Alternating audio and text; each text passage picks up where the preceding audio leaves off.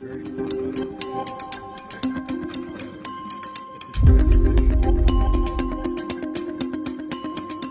understand that the greatest danger to the Zaporizhzhia nuclear power station is damage to the cooling system for the spent fuel rods. Why doesn't Russia transport the rods back to safety in Russia where no such risks exist?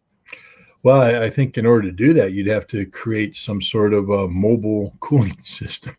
That might be impractical. There's a lot of rods. These are massive cooling ponds. Probably the best thing is that the Ukrainians just stop trying to commit suicide by attacking these things. This is crazy. What's even crazier is that the IAEA, International Atomic Energy Agency, isn't calling them out, although they know exactly what's going on. I mean, it's stunning that at Russia's insistence, the last time the IAEA went out there, not the last time, but when they made that big trip earlier this year, the Russians said you have to bring some ballistics guys, and so they brought a pair, but the IAEA wouldn't let them publish their findings. All they were allowed to say is, "This is a shell hole," and I'm like, "Where did it come from?"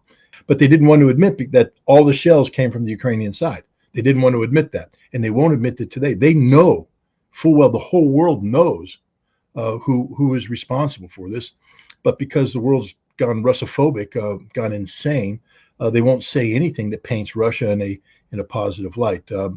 But I think the Russians have this under control. I literally don't believe there's anything the Ukrainians can do to create a Chernobyl or a 3 Mile Island or a Fukushima type incident.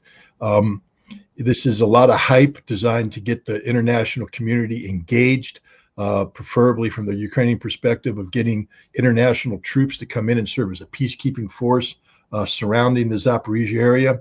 And then the Ukrainians would say that's now our territory. So it would be a symbolic recapturing of territory.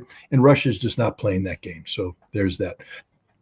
We're coming to the point where the Ukrainian military is on the cusp of collapse. And once that happens, it's full scale reverse for them. And I think right now the Ukrainians are just desperately clawing on for survival leading up to the NATO summit. And then they're going to basically beg NATO to get involved, because that's the only chance Ukraine has is for NATO intervention. And that's not a chance, because I remind everybody, NATO can't fight this kind of war. They don't have the troops. They don't have the training. They don't have the logistical sustainability. They don't have the command and control. We can't go to war because we don't have the artillery shells to do this. This is artillery-driven conflict. If you take a heavy armored brigade from the United States Army with all 18 of their self-propelled M109 Paladins, and they go to war, even though it's only 18, they're going to run out of ammunition because we haven't planned for them to be firing all day long, for nonstop. They'll run out of ammo in 3, 4, 5 days. And when you run out of ammunition, artillery ammunition, in an artillery-driven conflict, everybody dies.